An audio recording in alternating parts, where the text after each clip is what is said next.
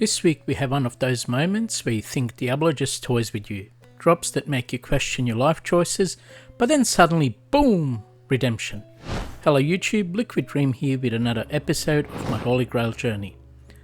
Last week we had some big highlights. The Sorceress braved Baal's infernal chamber, Andariel was being way too generous, and we even snagged a few surprises that made up for the Vex rune drama. But you know what? Enough of that, let's get into it. First up was the Forgotten Tower. My Sorceress crept through the shadows, and just when I thought this run might be a bust, the chest cavity of this snake-loving fiend delivered something frosty. An endless hail. For the strafe, I don't know if that would be something that I would be using.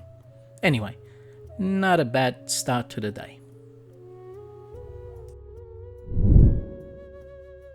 Next up, Ancient Tunnels. You know, the place where dreams go to die under poison clouds and lightning bolts.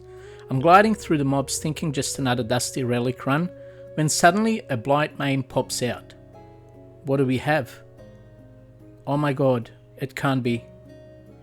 Well, the flight wasn't long, but the drop, oh my god, that was a thing of beauty.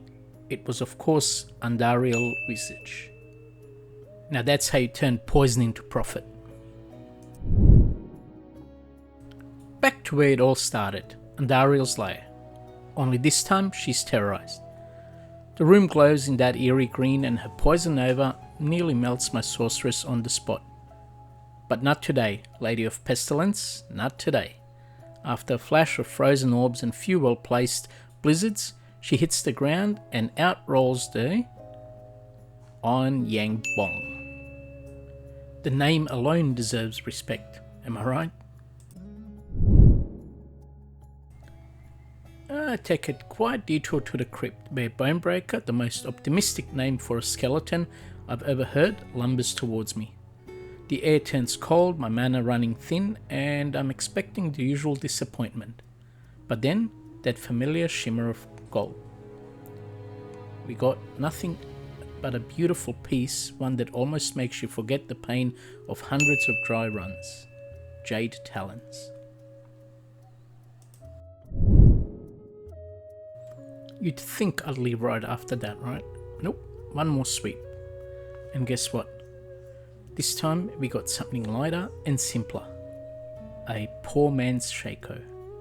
It's none other than the Peasant Crown. A humble drop, but hey, every collection needs a touch of modesty. Up in the frozen wasteland, the Thresh socket was waiting as always, looking like he hadn't had visitors since Act 5 launched.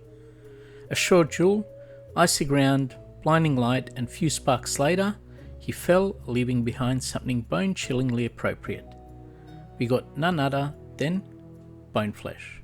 You couldn't script that, better if you tried.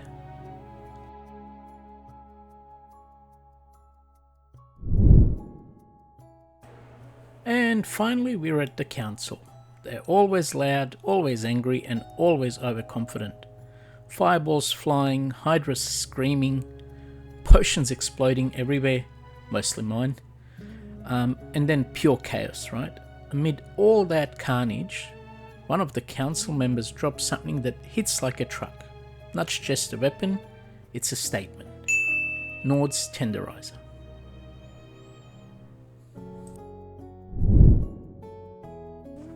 All too soon, that brings us to the end of another video. What a journey this episode was, from frozen arrows to demonic hammers and that jade talon shining like a green gem in all that chaos. If you're enjoying this Holy Grail grind, hit that like button and drop a comment of your craziest drop this week. And don't forget to subscribe.